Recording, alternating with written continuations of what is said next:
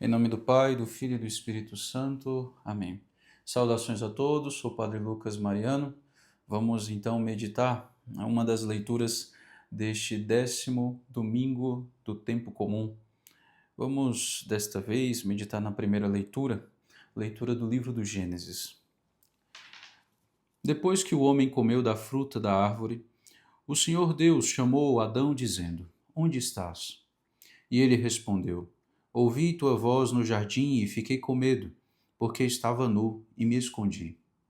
Disse-lhe o Senhor Deus: E quem te disse que estavas nu?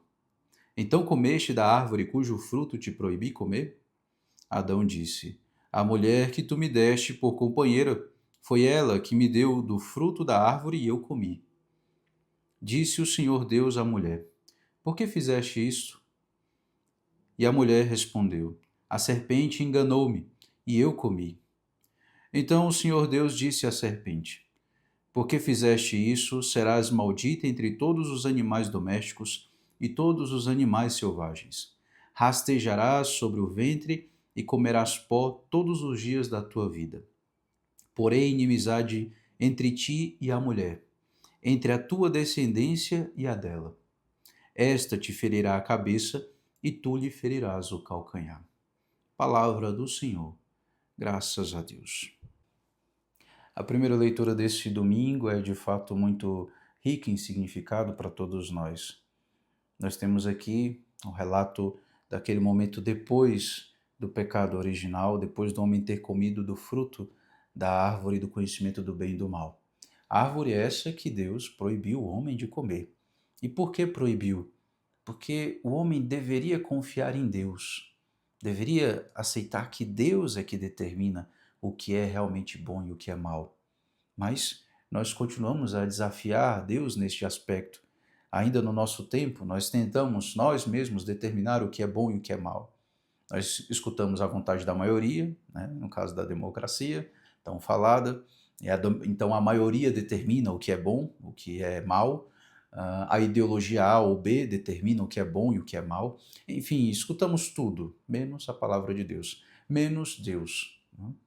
E é por isso que nós temos, no nosso tempo tão conectado, não uma unidade, não uma comunhão, mas nós temos uma Babel, um espírito de Babel, ou seja, nós temos confusão. Nós podemos estar mais conectados através da internet, dos meios de comunicação, do que em outros tempos, mas nós temos, ao invés de uma comunhão, uma Babel. Por quê? Porque cada um quer determinar o que é bom e o que é mal, segundo sua ideologia, segundo simplesmente sua opinião. Nós escutamos todos, menos Deus. Ou seja, sem o Espírito Santo, sem o Ruá de Deus, o homem é apenas pó. E o que resta ao homem é o espírito de Babel, da Torre de Babel, daqueles que querem construir uma torre que alcance o céu, ou seja, querem transcender sem Deus, transcender sem o auxílio de Deus, trazer a paz, a perfeição, o paraíso para esse mundo, mas a única coisa que conseguem é confusão, né? É de fato o caos. Onde estás? É a pergunta que Deus faz a Adão, né, logo depois do homem ter pecado. Deus sabe onde Adão está, Deus sabe qual é a situação de Adão.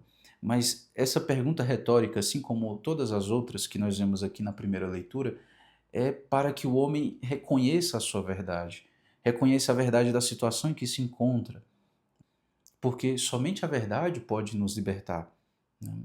Veja, aqui Deus pergunta: onde estás? E qual é a resposta de Adão? Ouvi tua voz no jardim e fiquei com medo, porque estava nu e me escondi. Adão não responde onde ele está. Ele justifica por que ele se escondeu. Ele justifica, né, ele fica tentando justificar a sua ação, mas não responde onde ele está. Depois, então, Deus pergunta: E quem te disse que estavas nu? Então comeste da árvore cujo fruto te proibi comer? Mais perguntas retóricas de Deus. Deus sabe o que aconteceu, mas ele quer que Adão, está dando a oportunidade para Adão reconhecer a sua verdade e reconhecer o pecado e pedir perdão. Mas não é isso que acontece. Infelizmente não é isso que acontece. Adão aqui né? Vai justificar as suas ações, e aqui nós vemos o primeiro jogo de empurra e empurra da história. Nós vemos, né, um jogando a responsabilidade para o outro. E de todas as respostas aqui, a resposta de Adão é a mais grave, né? Nós vamos perceber aqui, olha só, a mulher que tu me deste por companheira, foi ela que me deu do fruto da árvore e eu comi. Tem muita coisa que nós poderíamos refletir aqui nessa resposta de Adão, mas aqui vamos ficar apenas em um ponto. Adão foge da responsabilidade. Ele coloca a culpa em Deus e a culpa na mulher. Nós vamos ver que a mulher não põe a culpa em Deus, mas Adão põe a culpa em Deus e põe a culpa na mulher.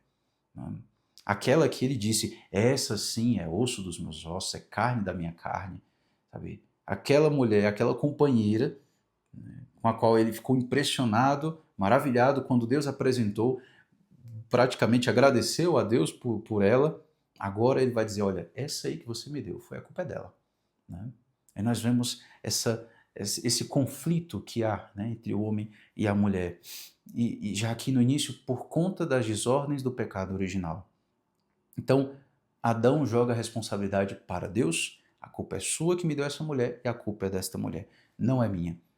Então, não assume o seu pecado, não pede perdão, né, infelizmente. Então, o homem perde a paz com Deus, consigo mesmo e também com a pessoa, com o próximo. Né? E aí Deus continua nas suas perguntas retóricas. Por que fizeste isso? Ele pergunta para a mulher. E a mulher responde, a serpente enganou-me e eu comi. Olha, a culpa não é minha, eu fui enganado. Né? Mas todos os dois sabiam bem o que significava comer daquele fruto. Né? Então Deus se volta para a serpente e diz, porque fizeste isso, serás maldita entre todos os animais domésticos e todos os animais selvagens. Enfim, a parte que é mais interessante para a nossa reflexão hoje. Porém, inimizade entre ti e a mulher, entre a tua descendência e a dela. Ela te ferirá a cabeça e tu lhe ferirás o calcanhar.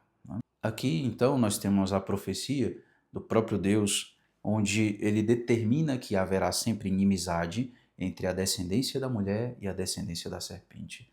Ou seja, a descendência da mulher é nosso Senhor Jesus Cristo, que esmaga, que vence o demônio, que esmaga a cabeça da serpente, sendo obediente até a morte e morte de cruz.